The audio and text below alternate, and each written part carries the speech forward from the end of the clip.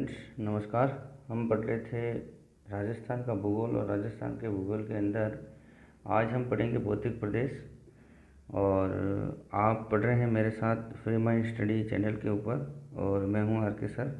देखिए, इसमें बेसिक जानकारी से लगाकर मैं आपको डीप में और हर जितने भी राजस्थान के भौतिक प्रदेश है उनकी डिटेल कर देंगे।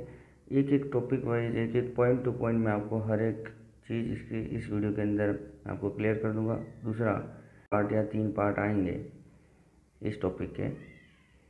इसमें मैं केवल और केवल बेसिक जानकारी के साथ थार मरुस्थल को डिटेल में हर चीज़ हर पॉइंट वाइज मैं आपको बता दूंगा। फिर इसका सेकंड और थर्ड पार्ट आएगा तो उसके अंदर हम लोग अरावली को, पूरी मैदान को और हाड़ौती पठार को हम लोग पढ़ लेंगे। हो सकता है वो एक वीडियो हो या फिर आगे आने वाले 2 या 3 वीडियो भी हो सकते हैं, तो कोई दिक्कत नहीं है। लेकिन मैं आपको हर चीज़ अच्छे से आपको क्लियर कर दूंगा और कहीं से आपको पढ़ने की ज़रूरत नहीं होगी इस तरीके से। तो पढ़िए। 1908 के अंदर टेलर ने महाद्वीपीय विस्थापन परिकल्पना दी थी और 1912 के अंदर एक अल्फ्रेड वेगनर जर्मनी के वैज्ञानिक थे, उन्होंने अपना सिद्धांत दिया था महाद्वीपीय विस्थापन का। और ये कार्बोनिफेरस युग से रिलेटेड था कि कार्बोनिफेरस युग के अंदर एक पेंजिया था जो कि चारों तरफ से पानी से घिरा हुआ था, जिसको पेंथालासा कहा गया। और फिर जुरासिक काल के अंदर ये पेंजिया था वो 2 पार्ट में ब्रेक हो गया था, अंगारा लैंड और गोंडवाना लैंड के अंदर। और अंगारा लैंड और गोंडवाना लैंड के बीच में जल भाग था जिसको तैतीस सागर कहा गया, जो कि वर्तमान के अंदर प्रशांत महासागर के रूप में अभी हैं। तो वेगनर ने इस तरह से भी देखा था कि पहले जो अक्षांश 0 डिग्री अक्षांश है भूमध्य रेखा, उसके ऊपर बर्फ जमा हुआ करती थी। उससे ये पता चलता था कि यह जो है पेंजिया वो आपका एक शीत प्रदेश था और ये और कई जगह से यहाँ पे इस तरीके से आया था। तो ये छोटी छोटी बेसिक जानकारी आपको इस तरह से रखनी है। और ये जो अंगारा लैंड और गोंडवाना लैंड है, यहाँ पे क्या है, एक प्रेशर लग रहा है। तो इसको 2 तरीके से प्रेशर के बारे में हम लोग पढ़ेंगे। एक तो ध्रुवीय प्रेशर और एक है ज्वारीय प्रेशर। तो अंगारा लैंड जो जहाँ से ध्रुवीय प्रेशर बना और ज्वारीय प्रेशर तो वहाँ से अंगारा लैंड बना। अंगारा लैंड के अभी वर्तमान में हम लोग अगर देखें तो उत्तरी अमेरिका, यूरोप और एशिया का भाग है। और एशिया के भाग के अंदर जो भारत का प्रायद्वीपीय भाग है वो शामिल नहीं है। इस तरीके से आपको याद रखना है। अंगारा लैंड का भाग कौन कौन सा है? उत्तरी अमेरिका, यूरोप और एशिया। लेकिन एशिया का ऐसा भाग जो भारत के प्रायद्वीप में शामिल है वो नहीं है, बाकी सारा का सारा भाग अंगारा लैंड का भाग है। दूसरा, गोंडवाना लैंड के अंदर कौन कौन से क्षेत्र आते हैं जो वर्तमान के अंदर भारत पूरे विश्व के अंदर हैं? तो देखिए आप लोग, ऑस्ट्रेलिया, भारत का प्रायद्वीप और अफ्रीका और दक्षिणी अमेरिका, ये जो भाग थे ये गोंडवाना लैंड के अवशेष इस तरीके से हम लोग समझ सकते हैं। अब आगे जो अल्फ्रेड वेगनर ने जो अपने सिद्धांत दिए थे उसके अनुसार राजस्थान को 2 भौतिक प्रदेशों में बांटा, जिसके अंदर अरावली और दक्षिण पूर्वी पठार है जो वो तो थे आपके गोंडवाना लैंड, और 2 अन्य जो थे जिसको हम थार का मरुस्थल और पूर्वी मैदान के रूप में जानते हैं वो आपका तैतीस सागर के अवशेष। इस तरीके से हम लोग इनको दोनों को, जो टोटल 4 भौतिक प्रदेश है और उनको अलग अलग हम लोग 2-2 प्रदेशों को गोंडवाना लैंड और तैतीस सागर के रूप में हम लोग सेपरेट करके पढ़ सकते हैं। अब आगे देखिए, प्राथमिक उच्चावच उसमें महासागर और महाद्वीप आएंगे, और द्वितीयक उच्चा पर्वत, पठार और मैदान, अरावली, हाड़ौती प्रदेश और दक्षिण पूर्वी मैदान, इस तरीके से वो सारा का सारा पढ़ेंगे। अब हम लोग कभी देखते हैं कि पर्वतों का निर्माण कैसे होता है या फिर पठारों का निर्माण कैसे होता है, तो आपको याद रखना है प्लेटो, ये जो प्लेट्स होती हैं पृथ्वी के अंदर, तो प्लेटों की अभिसारी गति की वजह से ये हमारे पर्वतों का निर्माण होता है। और ज्वालामुखी की क्रिया से ये आपके पठारों का निर्माण होता है। ज्वालामुखी क्रिया के अंदर क्या होता है, जो अगर ग्रेनाइट की चट्टानें होगी तो वो काफ़ी ज़्यादा ऊपर की तरफ जाएगी तो वो पर्वत का निर्माण करेगी। और बेसाल चट्टानें होगी तो वो आपका पठार बनाएगी। तो इस तरीके से आपको याद रखना है कि पठारों का निर्माण ज्वालामुखी क्रियाओं से होता है। अब आगे देखिए, भौतिक प्रदेश। जो भौतिक प्रदेश है उसकी परिकल्पना कौन कौन से वैज्ञानिक ने कब कब दी, ये भी आपको पता होना चाहिए। देखिए, वीसी मिश्रा 1967 के अंदर राजस्थान को सर्वप्रथम भौतिक प्रदेशों में विभाजित किया था इन्होंने, और उस टाइम में उन्होंने कुल मिलाकर 7 भौतिक प्रदेश दिए थे। आगे डॉक्टर रामलोचन सिंह, जिन्होंने इनके 4 साल बाद ही 1971 के अंदर राजस्थान को 3 वर्गीकृत बड़े प्रदेशों के अंदर उन्होंने अलग अलग तरीके से विभाजित कर दिया। जो बड़े प्रदेश थे उनमें से 2 रखे, मध्य या प्रमुख रखे, फिर उप प्रमुख या फिर गौण, इस तरीके से उन्होंने 3 वर्गीकरण किए थे। बड़े प्रदेशों के अंदर 2 प्रदेश रखे जिसमें पश्चिमी राजस्थान और पूर्वी राजस्थान रखा। मध्य या प्रमुख के अंदर उन्होंने 4 प्रदेश रखे जिसमें थार का मरुस्थल, अरावली प्रदेश, पूर्वी मैदान और हाड़ौती या फिर दक्षिण पूर्वी पठारी भाग, इस तरीके से ये 4 भाग रखे, और गौण भाग उन्होंने अलग तरीके से सेपरेट किए। तो आपको भौतिक प्रदेशों के अंदर राजस्थान के अंदर अगर आपको पढ़ना है तो रामलोचन सिंह के जो मध्यम या फिर प्रमुख जो 4 भौतिक प्रदेश हैं, थार मरुस्थल, अरावली प्रदेश, पूर्वी मैदान और हाड़ौती प्रदेश, इनको ही आपको डीप में पढ़ना है और इन्हीं से आपके क्वेश्चन आता है। कभी आपसे पूछा जाए कि ये जो 4 भौतिक प्रदेश दिए किसने दिए और कब दिए, तो आपको याद रखना है डॉक्टर रामलोचन सिंह ने 1971 के अंदर ये दिए थे।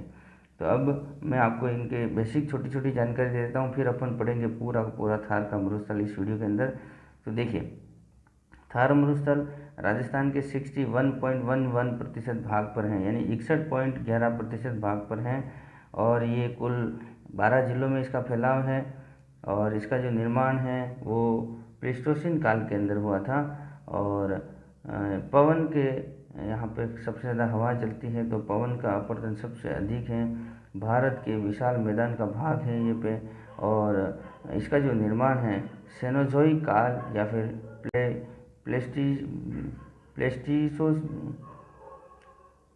प्लेस्टोसीन काल के अंदर हुआ था। इस तरीके से आपको याद रखना है। दूसरा, राजस्थान के ये 12 जिलों के अंदर फैला हुआ है, लेकिन अगर संभाग की बात करें तो यह 4 संभागों में है। यहाँ पे 40% जनसंख्या निवास करती हैं, और घनत्व की बात करें तो यहाँ पर सबसे कम घनत्व हैं। जो टोटल 4 भाग आप लोग पढ़ेंगे, 4 भौतिक प्रदेश पढ़ेंगे, उनके अंदर सबसे कम घनत्व वाला अगर कोई भौतिक प्रदेश आता है तो वो आपका थार का मरुस्थल आएगा। यहाँ की मिट्टी बलुई है, और यहाँ अगर वर्षा की बात करें तो यहाँ 50 सेंटीमीटर वर्षा होती है। और इस तरीके से आपको इसकी बेसिक जानकारी याद रखनी है। अरावली प्रदेश की बात करेंगे तो ये प्राचीनतम प्रदेश के अंदर आता है। अभिसारी गति से इसका निर्माण हुआ है प्री कैम्ब्रियन काल और एजोइक काल के अंदर, ऐसा आप लोग समझ सकते हैं। ये राजस्थान का जितना भूभाग है उसका 9% भाग में फैला हुआ है। यहाँ 10% जनसंख्या निवास करती हैं। ये भारत के प्रायद्वीपीय भाग का पठार है। सबसे ऊंचा प्रदेश इसको माना जाता है। राजस्थान के 13 जिलों में इसका फैलाव है, और यहाँ की मिट्टी पर्वतीय मिट्टी कहलाती है। इस तरीके से हर एक जो भौतिक प्रदेश है उनके छोटे छोटे पॉइंट आपको पता होना चाहिए, बेसिक पॉइंट इतने तो कम से कम पता होना चाहिए। आगे देखिए, जैसे पूर्वी मैदान, ये नदियों के द्वारा निर्मित हुआ है। ये नवीन भौतिक प्रदेश है। इसका विस्तार राजस्थान के 10 जिलों के अंदर है। यहाँ की मिट्टी जलोढ़ मिट्टी है। जलोढ़ मिट्टी काफ़ी ज़्यादा उपजाऊ मिट्टी मानी जाती है। आगे देखिए, प्लीस्टोसीन काल के अंदर इसका निर्माण हुआ है। भारत के विशाल मैदान का भाग ये कहलाता है। यहाँ पे आपकी जनसंख्या की बात करेंगे तो 39% जनसंख्या निवास करती है, लेकिन अगर क्षेत्रफल वाइज राजस्थान की बात करेंगे तो यहाँ पे राजस्थान का केवल 23% क्षेत्र ही इस पूर्वी मैदान का क्षेत्र रखता है। आगे अब हम पढ़ेंगे हाड़ौती का पठार। हाड़ौती पठार के बारे में थोड़ी सी जानकारी देख लीजिए। जैसे इसका निर्माण क्रिस्टेशियन काल के अंदर इसका निर्माण हुआ था। राजस्थान के 4 जिलों में इसका विस्तार है। ज्वालामुखी से इसका निर्माण हुआ है। 6.89%, या लगभग आप ये कह सकते हैं कि राजस्थान के 7% भूभाग पर ये फैला हुआ है। यहाँ की इसमें जनसंख्या का बात करें तो 11% जनसंख्या यहाँ पर निवास करती हैं। ये भारत के दक्कन के पठार का उत्तर का भाग है। इस तरीके से हम लोग कह सकते हैं। यहाँ काली मिट्टी पाई जाती है। सर्वाधिक आर्द्र प्रदेश ये कहलाता है। इस तरीके से चारों जो बेसिक आपके भौतिक प्रदेश है उसकी बेसिक जानकारी आपको पता होनी चाहिए। इस तरीके से मैंने आपको पूरा डिटेल के अंदर बता दिया। अब आगे हम देखते हैं थार का मरुस्थल। थार का मरुस्थल और इसकी हर एक विशेषता हम लोग पढ़ेंगे।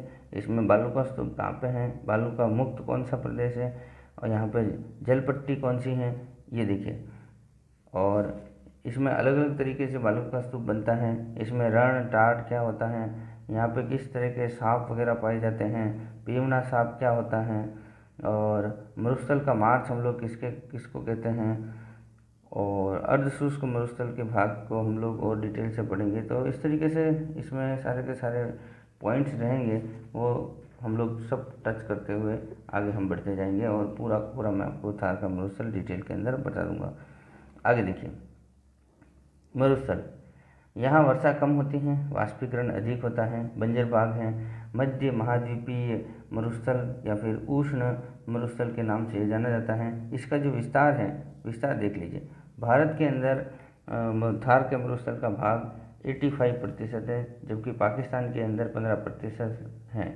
और पाकिस्तान के अंदर ये चलिस्तान के नाम से जाना जाता है, लेकिन भारत के अंदर थार के मरुस्थल के नाम से जाना जाता है। 85% का अगर हम लोग बात करें तो भारत में राजस्थान 58% भाग रखता है। अगर 85% ओवरऑल है, लेकिन अगर 85% को अगर फिर से हम लोग भारत के राज्यों के अंदर डिवाइड करें तो राजस्थान के साथ 58%, गुजरात के साथ 13%, पंजाब के साथ 8% और हरियाणा के साथ 6% भाग ही ये अपने अपने साथ साझा करते हैं, या फिर इसमें इतना इतना प्रतिशत भाग फैलाव रखता है या फैलाव है। अब इसकी अगर लंबाई की बात करेंगे थार की, और लंबाई और चौड़ाई, तो लंबाई की बात करेंगे तो 640 किलोमीटर लंबा फैला हुआ है और चौड़ाई 300 किलोमीटर के अंदर इसका फैला है। क्षेत्रफल 2,10,000 वर्ग किलोमीटर में फैला हुआ है, जिसमें से 1,75,000 भाग पूर्ण रूप से आपका मरुस्थल है। इस तरीके से आपको याद रखना है। इसका ढाल जो है वो उत्तर पूर्व से दक्षिण पश्चिम की तरफ है, जो लूनी नदी का बहाव क्षेत्र है। और बहाव क्षेत्र से आपको पता चल जाता है कि ये उसका बहाव किस तरीके से है या फिर ढलान किस तरीके से है। अब इसके विस्तार की बात करेंगे। देखिए, राजस्थान के ये 12 जिलों के अंदर फैलाव है। जैसलमेर में इसका फैलाव सबसे अधिक है। जोधपुर को मरुस्थल का प्रवेश द्वार माना जाता है या फिर कहा जाता है। आपको इस तरीके से याद रखना है।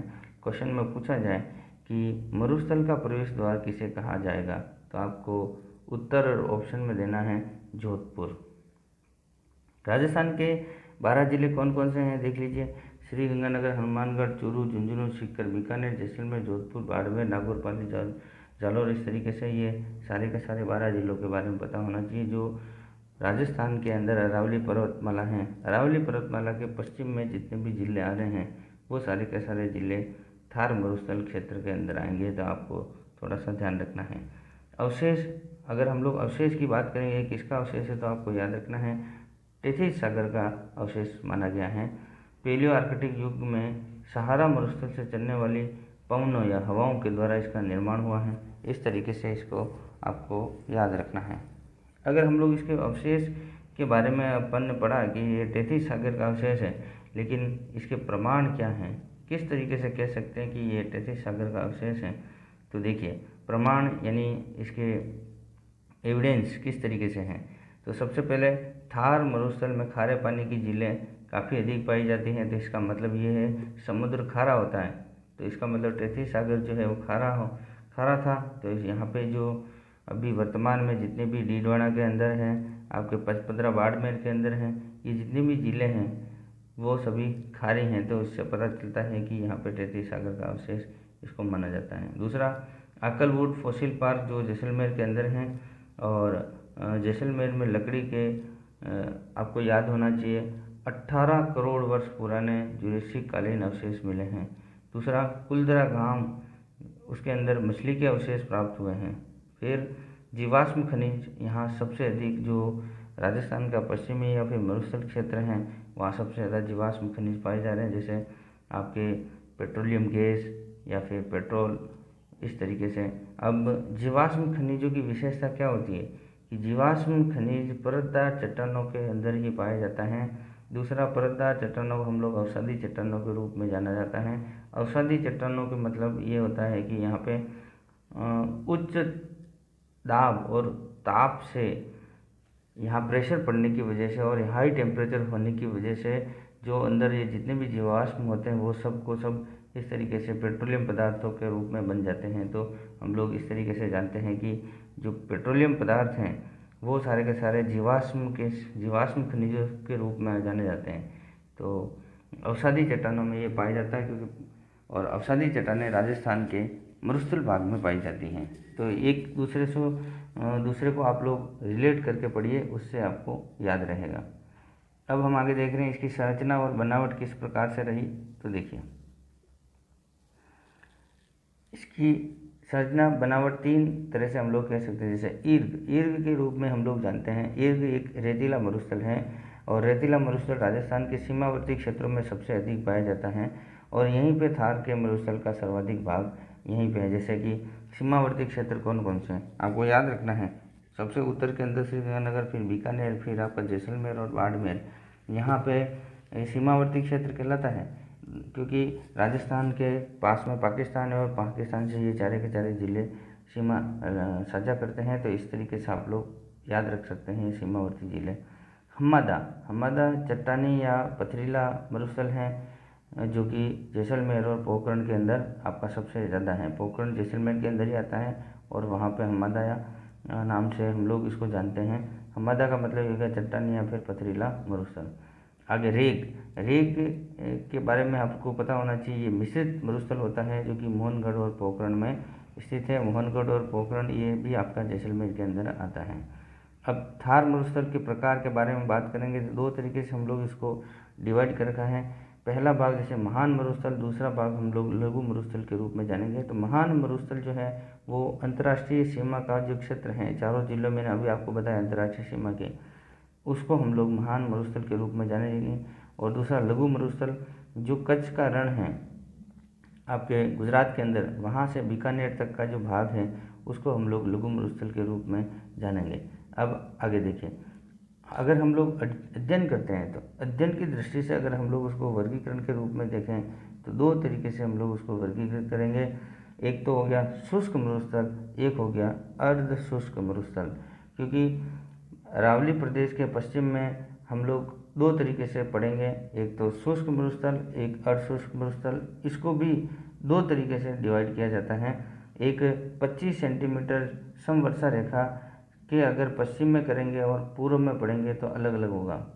25 सेंटीमीटर समवर्षा रेखा के पूर्व में पढ़ेंगे तो अर्ध शुष्क मरुस्थल कहलाएगा, जो कि आपका इस तरीके से रहेगा, और उसके पश्चिम में पढ़ेंगे तो वो शुष्क मरुस्थल रहेगा। अब शुष्क मरुस्थल और अर्ध शुष्क जो पश्चिम आपके अरावली पर्वतमाला है उसको हम लोग कह सकते हैं 50 सेंटीमीटर समवर्षा रेखा के समांतर वाला जो क्षेत्र है उसको 50 सेंटीमीटर समवर्षा रेखा कहते हैं। और उसके पश्चिम में ही ये दोनों प्रदेश आएंगे, शुष्क और अर्ध शुष्क मरुस्थल।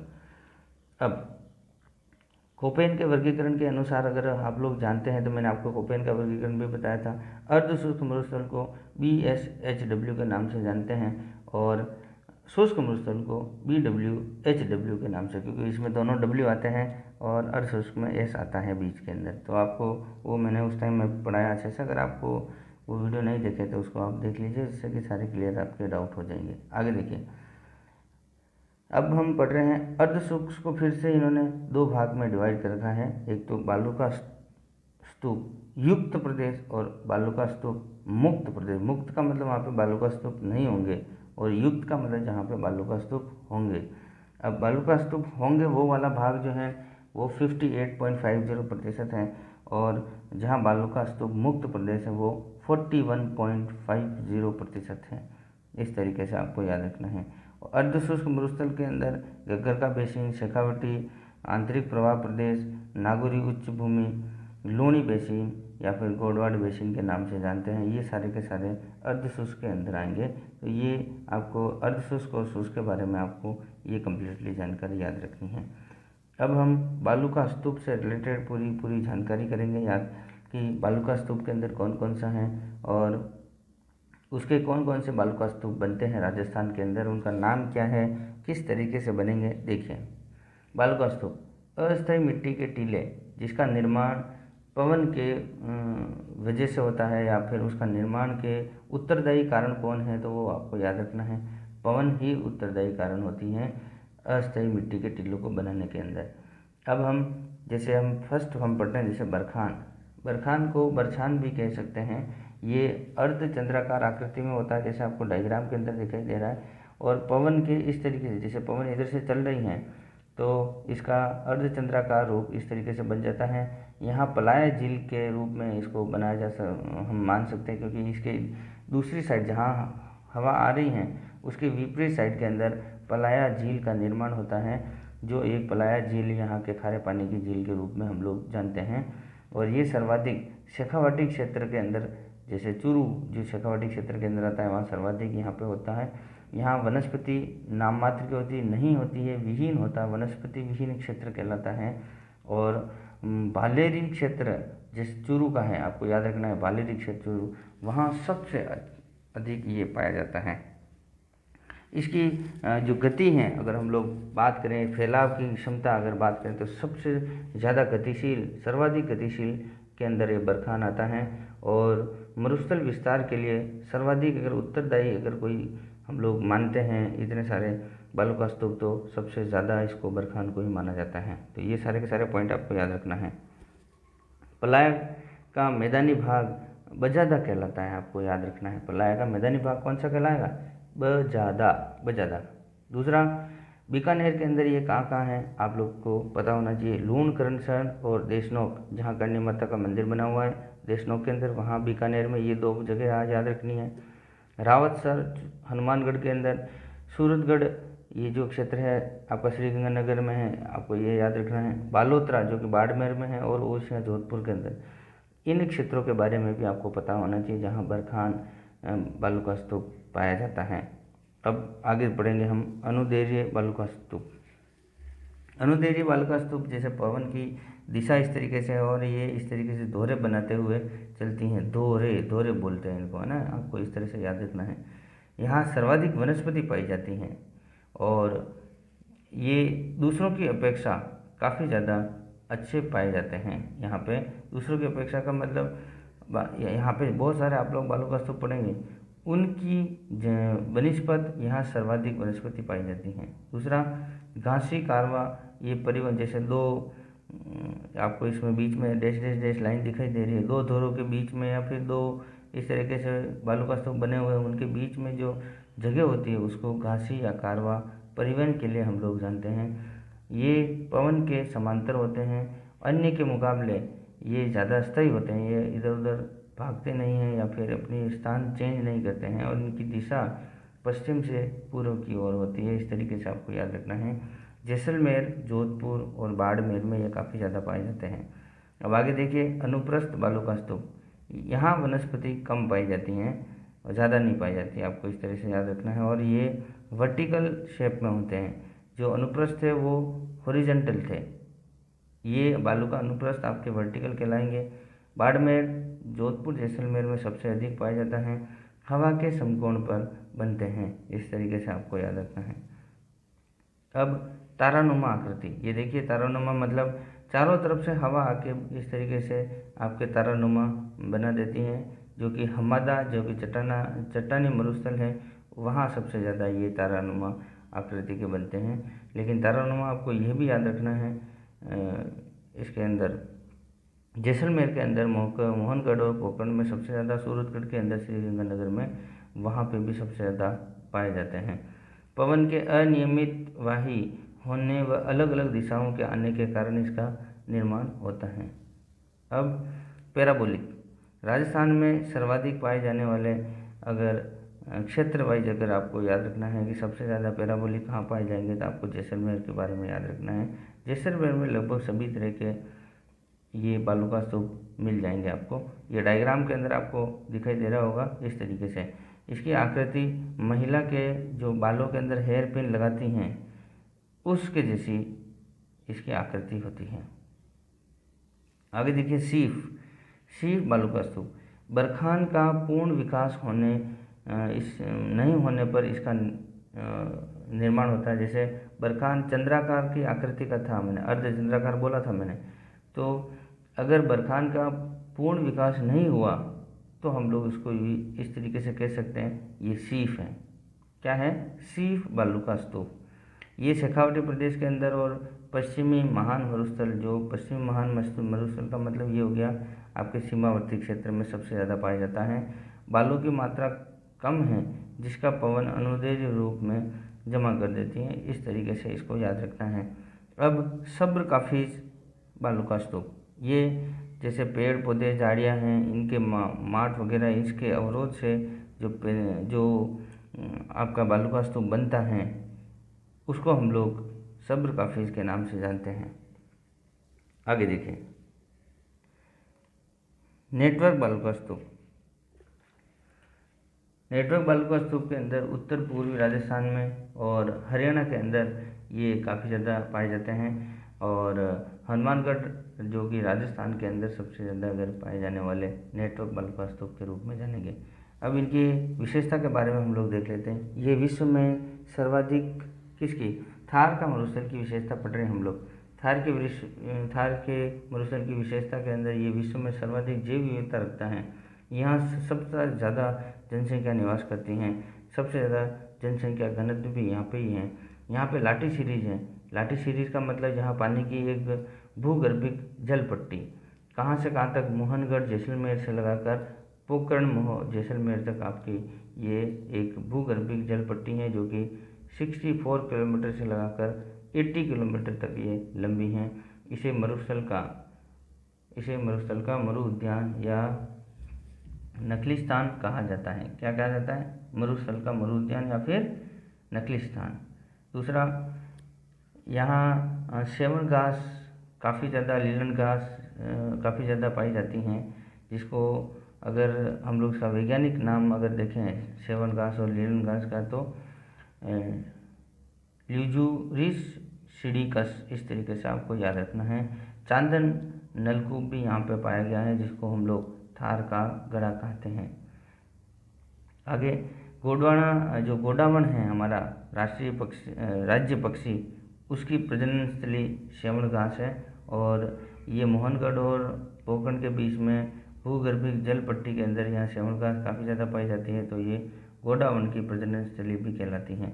मरुस्थल में पारिस्थितिकी तंत्र का सबसे अच्छा अगर उदाहरण ये माना जाता है। यहाँ सरस्वती नदी भूमिगत हो जाती हैं और गोडावण जो राज्य पक्षी हैं यहाँ का और इसकी प्रजनन स्थली कहलाती है। और ये अगर गोडावण किसका शुभंकर माना जाता है या फिर किसका शुभंकर है तो आपको याद रखना है जैसलमेर जिले का शुभंकर कौन सा है? गोडावण।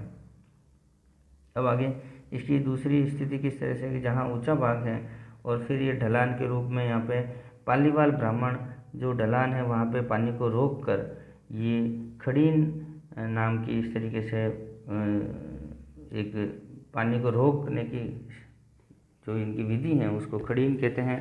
और खड़ीन जब पानी सूख जाता है तो यहाँ पे पालीवाल ब्राह्मण यहाँ अपनी खेती वगैरह उसकी वगैरह करते हैं। शीत ऋतु में ये रबी की फसल यहाँ पर की जाती हैं उसके पानी को सूखने के बाद। तो खड़ीन एक जल रोकने की एक विधि है, जल संरक्षण विधि हम लोग ऐसे कह सकते हैं, परंपरागत जल संरक्षण की विधि। अब आगे देखिए पांचवी विशेषता क्या है? मरुस्थल राष्ट्रीय मरु उद्यान यहाँ पे है जिसका क्षेत्रफल 3162 किलोमीटर है। जैसलमेर से बाड़मेर तक यहाँ से NH 68 गुजरता है, ये भी आपको याद रखना है। यहाँ पे आकलवुड फॉसिल पार्क जैसलमेर में आपका फॉसिल पार्क है जहाँ लकड़ी के जीवाश्म 18 करोड़ वर्ष पूर्व जुरासिक काल के यहाँ पे अवशेष मिले हैं। और ये जो वर्तमान में है ये कठोर पत्थर में परिवर्तित हो गए हैं। कौन से? लकड़ी के जीवाश्म। अब आगे देखिए रण, टाड़ और टाड़ क्या है इसके बारे में देख लीजिए। ऐसा प्रदेश जहाँ उच्च लवणता के कारण बंजर भूभाग हो उसको हम लोग रण या टाड़ कहेंगे। भारत के अंदर पोखरण, जैसलमेर, बाप रण जोधपुर के अंदर कहलाता है। जैसे पोखरण, रण, जैसे आगे 2 वर्ड हैं, पीछे के 2 वर्ड सबको याद रखना है। पोखरण ये जैसलमेर में, बाप रण जोधपुर में, थोब रण बाड़मेर में, ताल छापर आपका चूरू के अंदर। अब पोखरण जैसलमेर में है। भारत का प्रमुख आपको परमाणु परीक्षण किया गया था इंदिरा गांधी जी और अटल जी के दोनों के दौरान। तो इंदिरा गांधी जी ने 1974 में किया, अटल जी ने 1998 के अंदर किया था। तो ये आपका परमाणु परीक्षण का सबसे अच्छा पोखरण है। नेक्स्ट परिहारी जो है आपका रण, वो आपका चूरू के अंदर है। तो इस तरीके से आपको यहाँ पलाया झील, कंकड़ पत्थर, बजादा वगैरह ये सारी की सारी उपजाऊ भूमि यहाँ पे और यहाँ पे कौन पालीवाल ब्राह्मण यहाँ पे खेती करते हैं, तो ये भी आपको याद रखना है। अब पीवना सांप के बारे में हम लोग पढ़ लेते हैं। राष्ट्रीय मरु उद्यान, उसके अंदर ये पीवना सांप पाया जाता है। ये अंतर्राष्ट्रीय सीमावर्ती प्रदेश बाड़मेर के अंदर काफ़ी ज़्यादा मात्रा में पाया जाता है। इसकी व्याख्या मिथिली चरण गुप्त ने भी की थी, किसकी? पीवना सांप की। एक ये सर्पिला काफ़ी ज़्यादा जहर युक्त सांप है। अब हम कैक्टस पार्क के बारे में बात करते हैं। देखिए कैक्टस पार्क राजस्थान के 2 जिलों में काफ़ी ज़्यादा पाया गया है, जैसे जैसलमेर और बाड़मेर। बाड़मेर में ये विशाला के नाम से जाना जाता है और जैसलमेर में कुलतरा गांव में पाया गया है। कैक्टस पार्क मरुस्थलीय विस्तार को रोकने के लिए बनाया गया है। इस तरीके से आपको याद रखना है। अब सेम की समस्या भी यहाँ मरुस्थल के अंदर काफ़ी ज़्यादा है, आपको याद रखना है। इंदिरा गांधी नहर के लगातार पानी की वजह से यहाँ पे सेम की समस्या पैदा हो गई है, उसके जल रिसाव की वजह से। और उसकी सेम की समस्या को रोकने के लिए हम लोग यूकेलिप्टस का काफ़ी ज़्यादा पेड़ लगा रहे हैं और यूकेलिप्टस जो है वो आपके सेम की समस्या को ख़त्म करने में काफ़ी उपयोगी सिद्ध हो रहा है। ज़्यादा सिंचाई करने से ज़मीन दलदली हो जाती हैं, अनुपजाऊ हो जाती हैं। ये हनुमानगढ़ के आपके रावतसर क्षेत्र में सबसे ज़्यादा है। गंगानगर और बीकानेर में भी आपकी सेम की समस्या पैदा हो रही है। अब आगे देखिए मरुस्थलीकरण या मरुस्थल का मार्च। मरुस्थल का विस्तार होना, इसको हम लोग मरुस्थल का मार्च कहते हैं। और सबसे ज़्यादा अगर समय की बात करें, सबसे ज़्यादा कब होता है, तो मार्च, अप्रैल, मई और जून, ये ग्रीष्म ऋतु में सबसे ज़्यादा मरुस्थल का मार्च होता है। और इसका कारण हवाई हैं, सबसे ज़्यादा पवन के अपर्दन की वजह से ही मरुस्थल का मार्च होता है। तो लू चलती है, दक्षिणी पश्चिमी मानसून की हवाएं चलती हैं इस वजह से। और अरावली के मध्यवर्ती भाग से ये अधिक विस्तार हो रहा है, क्योंकि मध्यवर्ती भाग में अरावली की ऊंचाई बहुत कम है, इस वजह से ये आगे की तरफ मार्च करता रहता है। और आपने काजरी और आफरी के बारे में पढ़ा था। जो काजरी हैं, राष्ट्रीय शुष्क अनुसंधान केंद्र, 1959 के अंदर उसकी स्थापना हुई थी। उसका उद्देश्य जो था वो मरुस्थलीकरण को रोकना है। और कैसे रोकेंगे? ये बहुत ज़्यादा पेड़ वगैरह लगाएंगे, पशुचारण जो हो रहा है उसके ऊपर रोक लगाएंगे। इस तरीके से आपको याद रखना है। तो मरुस्थलीकरण के कारण क्या क्या हैं वो आपको पता होना चाहिए। वनोन्मूलन यानी पेड़ों की कटाई, अति सिंचाई, बहुत ज़्यादा सिंचाई करने से, अति पशुचारण यानी बहुत ज़्यादा पशुओं को चराने से उसके जो पशुओं के खुर होते हैं वो जो परत है पृथ्वी की, उसको क्या है कि ये तोड़ देते हैं या फिर वो काफ़ी ज़्यादा इस तरह से नुकसान पहुंचाने की वजह से वहाँ से हवा वहाँ की मिट्टी को उड़ा के लेकर चली जाती है। अवैज्ञानिक ढंग से कृषि का कार्य करना, जन जागृति का अभाव होना और मेड़बंदी नहीं करना, इस तरीके से आपको ये मरुस्थलीकरण के सारे कारण आपको याद रखना है। अब बाप बोल्डर्स, जो कि जोधपुर बाप रण के बारे में मैंने आपको थोड़ी देर पहले बताया था, तो इसका अर्थ देख लीजिए आपको। गोलास में हिम निक्षेप अपरदन के साक्ष्य इस तरीके से यहाँ पे मिले हैं। हिम अपरदन का मतलब ये हो गया बर्फ निक्षेप का अपरदन, इस तरीके से। 34 करोड़ वर्ष पहले परमो कार्बोनिफेरस काल के अंदर इसका बाप बोल्डर्स, जो कि जोधपुर में है, उसका निर्माण इस तरीके से माना गया है। अब आपको याद रखना है बालूका स्तूप युक्त प्रदेश अभी तक पढ़ा। अब हम पढ़ेंगे बालूका स्तूप मुक्त प्रदेश, जो कि 41.5% भाग पर राजस्थान में फैला हुआ है। ये कहाँ कहाँ फैला हुआ है देखिए। सबसे ज़्यादा हमदा हमदा का मतलब जहाँ चट्टानी या मरुस्थलीय चट्टानें, इस तरीके से आप लोग कह सकते हैं। ये पोखरण जैसलमेर के अंदर, मोहनगढ़, फिर फलोदी जोधपुर के अंदर, बालोतरा बाड़मेर के और बाड़मेर के शिव तहसील तक ये फैला हुआ है। यहाँ सबसे ज़्यादा सौर ऊर्जा और पवन ऊर्जा आप लोग पैदा कर सकते हैं। और राजस्थान में अभी सौर ऊर्जा और पवन ऊर्जा काफ़ी ज़्यादा पैदा हो रही है। राजस्थान के अंदर सौर ऊर्जा पैदा करने में भारत के अंदर पहला राज्य है। इस तरीके से भी आपको याद रखना है। अक्षय ऊर्जा, इस तरीके से एक कार्यक्रम चला गया था। अक्षय ऊर्जा की स्थापना 2000 के अंदर की गई थी। सोलर एनर्जी एंटरप्राइजिंग जोन, अगर आपको सेज की भी बात करें तो ये जोधपुर, फलोदी, इस तरीके से क्षेत्र के अंदर काफ़ी ज़्यादा यहाँ पे हैं। और बंजर भूभाग ये हमदा का क्षेत्र कहलाता है। यहाँ विस्तार जो है जैसलमेर, बाड़मेर, जोधपुर के अंदर काफ़ी ज़्यादा ये फैला हुआ है। दूसरा, हम लोग अगर इसको अक्षय ऊर्जा या फिर सोलर एनर्जी का क्यों भाग मानते हैं, क्योंकि एक साल के अंदर 365 दिन होते हैं।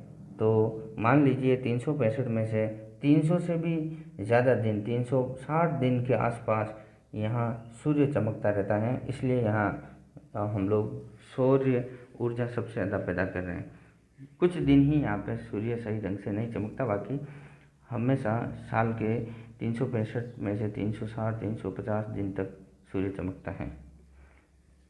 अब हम आगे बढ़ रहे हैं अर्ध शुष्क मरुस्थल के बारे में, जो कि आपके अरावली के पश्चिम में और जो 25 सेंटीमीटर समवर्षा रेखा के पूर्व का जो भाग है उसको हम लोग पढ़ते हैं। देखिए, इसके अंदर गग्गर का बेसिन आता है और शेखावटी आंतरिक प्रवाह क्षेत्र आएगा, नागौरी उच्च भूमि आएगी, लूणी बेसिन आएगा और बांगड़ प्रदेश का पूरा क्षेत्र आएगा।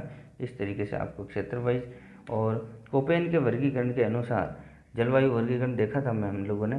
तो यहाँ पे किस टाइप की जलवायु का क्षेत्र आएगा, BSHW के नाम से इसको क्षेत्र को जाना जाएगा। अब आगे देखिए, इसके बारे में पूरा डिटेल से थोड़ा सा चैप्टर और बचा है। देखिए, यहाँ सबसे पहले हमने बताया था गग्गर नदी। तो यहाँ कालका पर्वत यानी हिमाचल प्रदेश से इस गग्गर नदी का मतलब उद्गम होता है। सूरतगढ़, अनूपगढ़ और फोर्ट अब्बास तक ये आपके पाकिस्तान के अंदर इस नदी का प्रवाह क्षेत्र या माना जाता है। बग्गी काठी प्रदेश या फिर नाली प्रदेश इस गग्गर नदी के प्रवाह क्षेत्र को हम लोग मानते हैं। इसको मृत नदी भी माना जाता है। युद्धेय प्रदेश भी इसके क्षेत्र को हम लोग कहते हैं। ऋग्वेद में इसे ब्रह्मवर्त कहा गया था। यहाँ पे कपास, गेहूँ, चावल का उत्पादन काफ़ी ज़्यादा प्रसिद्ध है। काफ़ी ज़्यादा यहाँ पे इस तरह की खेती की जाती है। घग्गर नदी की सिंचाई जो है के क्षेत्र से हम लोग काफ़ी ज़्यादा सिंचाई नहरों के द्वारा यहाँ पे होती हैं। दूसरा, शेखावटी आंतरिक प्रवाह प्रदेश को हम लोग देख लेते हैं। ये राजस्थान के उत्तर पूर्व में इसका विस्तार है। और जिलों वाइज की बारे में बात करें तो चूरू, झुंझुनू, सीकर के अंदर शेखावटी प्रदेश है। दूसरा, खंडेला की पहाड़ी से कातली नदी का जो प्रवाह क्षेत्र है, जो कातली नदी आपके अंतर प्रवाह की नदी कहलाती है। सीकर व झुंझुनू का जो क्षेत्र है उसको तोरावटी प्रदेश कहते हैं। यहाँ शेखावटी का ही ये इस तरीके से भाग कहलाता है। लेकिन तोरावटी का अगर प्रदेश कहलाएगा तो वो आपको सीकर और झुंझुनू प्रदेश को आपको याद रखना है। जोहड़, जोहड़ क्या कहलाता है, जोहड़ आपके सबसे ज़्यादा शेखावटी क्षेत्र के अंदर पाए जाते हैं। ये जल संरक्षण के लिए बनाए जाने वाले कच्चे कुएँ कहलाते हैं, जो कि परंपरागत विधि है ये। फिर सर या सरोवर, इसको हम लोग तालाब के रूप में ये पाए जाते हैं। यहाँ शेखावटी क्षेत्र में काफ़ी ज़्यादा इस तरह से सर्वाधिक खिजड़ी जो वृक्ष हैं वो यहाँ पर पाया जाता है। ताल छापर जो चूरू के अंदर अभ्यारण्य है, वहाँ काले हिरण काफ़ी ज़्यादा प्रसिद्ध है। और ये इसी चूरू, आपके चूरू जो है शेखावटी प्रदेश का भाग है, तो यहाँ ताल छापर आपका अभ्यारण्य है। इस तरीके से आपको याद रखना है। अब नागौर की जो उच्च भूमि है या नागौरी उच्च भूमि या फिर पूर्वी जोधपुर का जो भाग है, वहाँ के बारे में इसकी विशेषता पढ़ लीजिए। यहाँ खारे पानी की झीलें सर्वाधिक पाई जाती हैं। नागौर से अजमेर की ये जो एक एरिया है नागौर से अजमेर के बीच में, इसको हंच, बांका या कुबड़ पट्टी के रूप में जाना जाता है, क्योंकि पानी के अंदर सबसे ज़्यादा यहाँ फ्लोराइड की मात्रा है और इससे 284 गांव इससे प्रभावित हैं। यहाँ का मानव जीवन के लिए यहाँ काफ़ी ज़्यादा ये नुकसानदायक हैं और इसकी वजह से लोगों की जो रीढ़ की हड्डी होती हैं वो रीढ़ की हड्डी झुक जाती हैं, हड्डी झुक जाने की वजह से ही उसको बांका या फिर कुबड़ पट्टी के रूप में जाना जाता है। अब हम आगे देखते हैं लूनी बेसिन। लूनी बेसिन जो कि लूनी नदी अजमेर के नागपाट से निकलती हैं और जोधपुर, बाड़मेर, जालौर में, पाली में इस तरह से बहती हुई आपकी कच्छ के रण की तरफ चली जाती हैं। तो आपको इस तरीके से याद रखना है लूनी नदी के। और लूनी नदी का बहाव क्षेत्र उत्तर पूर्व से दक्षिण पश्चिम की तरफ है। तो ये कुछ इम्पोर्टेंट बातें आपको ध्यान रखनी हैं। लूनी नदी आधी खारी और आधी मीठी नदी के नाम से भी जानी जाती हैं। लूनी नदी जो बालोतरा है, अगर लूनी नदी में अगर अजमेर के अंदर अगर बाढ़ आती है, मतलब काफ़ी ज़्यादा बारिश होती है, तो बाढ़ आपके बालोतरा के अंदर आएगी, जो बालोतरा झालोर के अंदर है। और वहाँ बालोतरा एक पॉइंट आ गया, वहाँ से अगर पहले की बात करें यानी कि अजमेर साइड में, तो वहाँ मीठी है और बालोतरा के बाद में ये खारी हो जाती है। इसीलिए हम लोग लूनी नदी को आधी मीठी आधी खारी नदी के नाम से भी जानते हैं। तो इस तरीके से ये आपने पूरा का पूरा थार मरुस्थल बौद्धिक प्रदेश के अंदर, राजस्थान के बौद्धिक प्रदेश के अंदर थार मरुस्थल को आपने डीप से पढ़ लिया, बालू का स्तूप युक्त और बालू का स्तूप मुक्त प्रदेश के रूप में। तो यह वीडियो आपको किस तरह से आपको पसंद आया या फिर इसका कंटेंट किस तरह का है, आप अपनी प्रतिक्रिया लाइक और कमेंट के ज़रिए कीजिए। और अगर आपने इस चैनल को सब्सक्राइब नहीं किया तो आप इस चैनल को सब्सक्राइब कीजिए, जिससे कि मेरे आने वाले आगे के सारे वीडियो आपको टाइम टू टाइम मिलते रहें। और अपने किसी फ्रेंड के साथ इसको साझा कीजिए। साझा करने के लिए आप लोग शेयर करिए, जो भी आपके पास सोशल मीडिया के प्लेटफॉर्म्स हैं उनकी हेल्प से, और इसको ज़्यादा से ज़्यादा लोगों तक पहुंचाने की कोशिश कीजिए। मिलते हैं नए वीडियो में। ओके, नमस्कार।